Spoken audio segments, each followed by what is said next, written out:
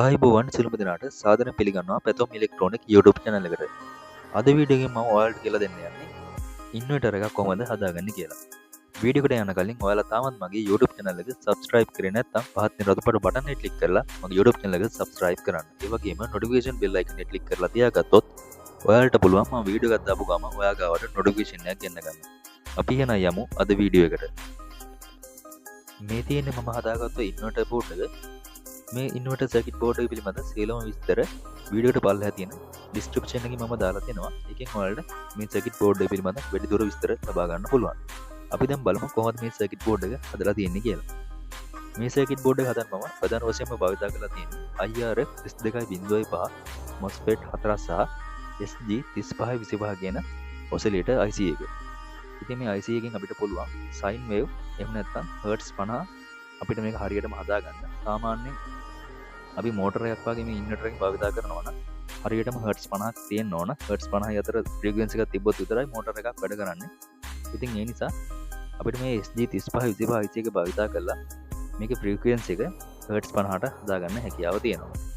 ඒ වගේම මේ IRF 32.5 කියන MOSFET එකෙන් අපිට වෝල්ට් 200ක අවුට්පුට් එක ලබා ගන්න පුළුවන්. මෙතනදී මම MOSFET 4ක් භාවිත කළ නිසා වෝල්ට් 800ක් අපිට මේ ඉන්වර්ටර් බෝඩ් එකෙන් ලබා ගන්න පුළුවන්. ඉතින් අපිට මේ ඉන්වර්ටර් බෝඩ් එකෙන් වෝල්ට් 800ක් ලැබුණාට අපි භාවිත කරන ට්‍රාන්ස්ෆෝමර් එකත් එක්ක මේක තීරණය වෙනවා. අපි දැන් බලමු මේ ට්‍රාන්ස්ෆෝමර් එක හදාගන්නේ කොහොමද කියලා. ඉතින් මම මේ ඉන්වර්ටර් එකේ ට්‍රාන්ස්ෆෝමර් එක විදිහට භාවිත කරන්නේ UPS එකකින් ගලවගත්ත ට්‍රාන්ස්ෆෝමර් එකක්. සාමාන්‍යයෙන් අපි UPS එකකින් ලබා ගන්න ට්‍රාන්ස්ෆෝමර් එක උපරිම වශයෙන් වෝල්ට් 14ක් තමයි AC අවුට්පුට් එක විදිහට ලැබෙන්නේ. නමුත් අපිට මේ ඉන්වර්ටර් එකට සම්බන්ධ කරන්න 12 වෝල්ට් ඩුවල් සප්ලයි තියෙන ට්‍රාන්ස්ෆෝමර් එකක් අවශ්‍ය වෙනවා. ඒ නිසා මම මේ UPS ට්‍රාන්ස්ෆෝමර් එකේ තියෙන සෙකන්ඩරි වයින්ඩින් එක ගලවලා අයින් කරලා මේක 12 වෝල්ට් සප්ලයි දෙකක් ලැබෙන විදිහට නැවත මම ඔතාගෙන තියෙනවා. ඉතින් ඔයාලට මේ ට්‍රාන්ස්ෆෝමර් වයින්ඩින් එක ඔතා ගන්න අපහසු වෙන ඔයාලට පුළුවන් විලද පොලින් 12 වෝල්ට් ඩුවල් සප්ලයි ඇම්පියර් 3ක් හෝ 5ක් අවුට්පුට් එක දෙන්න ලැබෙන ට්‍රාන්ස්ෆෝමර් එක විලද පොලින් මිලදී ගන්න. ඉතින් අපි දැන් බලමු මේ UPS ට්‍රාන්ස්ෆෝමර් එක කොහොමද මේ ඉන්වර්ටර් බෝඩ් එකට සම්බන්ධ කරගන්නේ කියලා. මේ ඉන්වර්ටර් බෝඩ් එකේ වයර් 3ක් තියෙනවා. ට්‍රාන්ස්ෆෝමර් එකේ සෙකන්ඩරි පැත්ත සම්බන්ධ කරගන්න. ඒ කියන්නේ ට්‍රාන්ස්ෆෝමර් එකේ AC 12 වෝල්ට් සප්ලයි එක ලැබෙන පැත්ත අපි මේ ඉන්වර්ටර් බෝඩ් එකට සම්බන්ධ කරගන්න ඕනේ. ඒ වගේම ට්‍රාන්ස්ෆෝමර් එකේ 230 ලයින් එක සම්බන්ධ කරන ස්ථානයට මේ විදිහට මම හෝල්ඩර් එකක් සම්බන්ධ කරගෙන තියෙනවා. අපි දැන් බලමු මේ සර්කිට් බෝඩ් එකට විදුලිය ලබා දීලා අපි මේ සර්කිට් බෝඩ් එකට ලබා දෙන DC 12 වෝල්ට් විදුලිය AC 230 වෝල්ටේජ් එක බවට හැරෙනවද කියලා. ඉතින් මේකට අපිට 12 වෝල්ට් තමයි උපරිම වශයෙන් ලබා දෙන්න පුළුවන්. ඔයාලට සාමාන්‍යයෙන් වීල් බැටරියක් එහෙම නැත්නම් කාර් එක බැටරියක් එහෙම නැත්නම් UPS බැටරියක් භාවිත කරලා මේ ඉන්වර්ටර් බෝඩ් එකට විදුලිය ලබා දෙන්න පුළුවන්. මම දැන් මේ ඉන්වර්ටර් බෝඩ් එකට 12 වෝල්ට් විදුලිය ලබා දෙනවා. අපි දැන් බලමු මේ ඉන්වර්ටර් බෝඩ් එක නිසියාකාරව වැඩ කරනවද කියලා.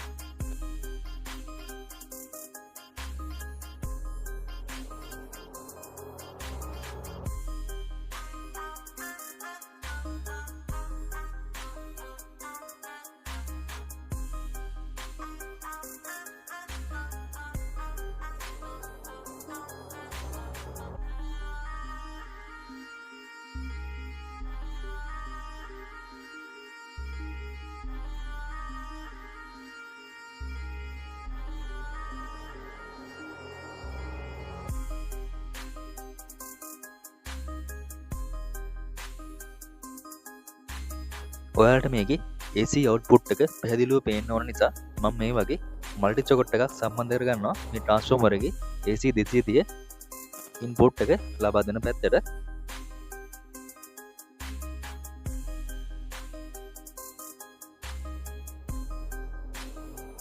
හරි මම දැන් මේක 12 වෝල්ට් බැටරි එකට සම්බන්ධ කරලා තියෙන්නේ. ඉතින් ඔයාලට මේ මල්ටි ප්ලග් එකේ තියෙන රතු පාට ඉන්ඩිකේටර් ලයිට් එක දැලිලා තිනවා බලා ගන්න හැකියාව තියෙනවා. අපි දැන් බලමු මේකට 230 වැඩ කරන විදුලි උපකරණ කීපයක් සම්බන්ධ කරලා මේ ඉන්වර්ටර් බෝඩ් එක නිසියාකාරව වැඩ කරනවද කියලා. ඉතින් ඒ වගේම ඔයාලට මෙතන බැටරිය වෝල්ටේජ් එක බලා ගන්න මෙතන ඩිජිටල් DC වෝල්ට් මීටර එකක් මේ විදිහට මම සම්බන්ධ කරගත්තා.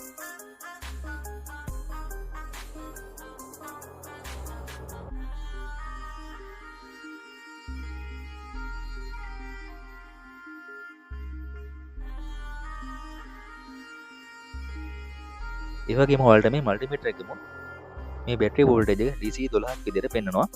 අපි දැන් මේකේ AC output එක මම ඉන්න මේ වගේ ක්ලෑම් මීටර් එකක් භාවිත කරනවා.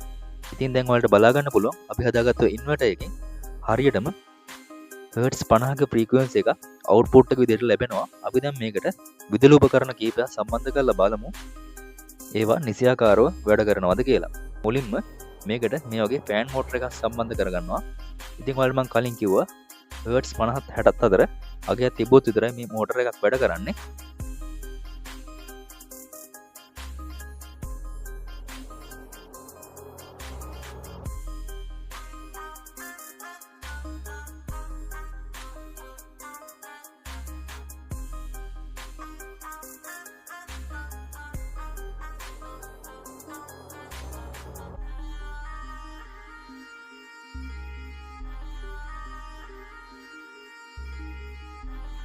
හරි මම දැන් මේ විදිහට මේ මෝටර් එක මේ AC output socket එකට සම්බන්ධ කරගන්නවා. ඉතින් ඔයාලට බලා ගන්න පුළුවන් මෝටර් එක නිසියාකාරව වැඩ කරනවා. ඒ කියන්නේ අපි හදාගත්ත ඉන්වර්ටර් බෝඩ් එක සාර්ථකයි.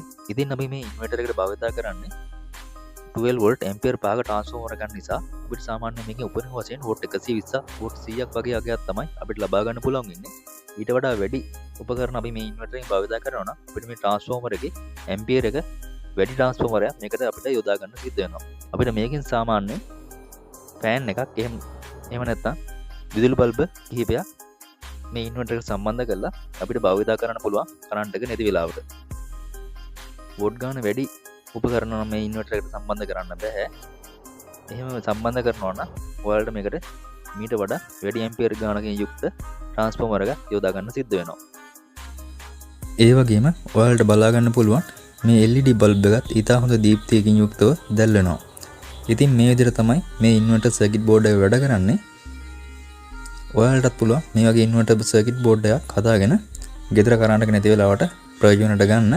ඉතින් අද වීඩියෝ එක හොඳයි නම් වීඩියෝට ලයික් කරන්න. ඒ වගේම ඔයාලට වීඩියෝ එක සම්බන්ධව මොකක් හරි ගැටලුවක් තියෙනවා නම් පහතින් කමෙන්ට් කරන්න. අනිත් අයටත් බලන්න ෂෙයා කරන්න. ඔයාලා තාමත් මගේ YouTube channel එක subscribe කරේ නැත්නම් පහතින් රතු පාට බටන් එක ක්ලික් කරලා මගේ YouTube channel එක subscribe කරන්න. ඒ වගේම notification bell icon එක ක්ලික් කරලා තියාගත්තොත් ඔයාලට පුළුවන් මම වීඩියෝ එකක් දාපු ගමන් ඔයා ගාවට notification එකක් ගෙන්න ගන්න. අපි එහෙනම් තවත් අලුත් වීඩියෝ එකකින් හමු වෙමු. ඒත් ඔබට සුබ දවසක්.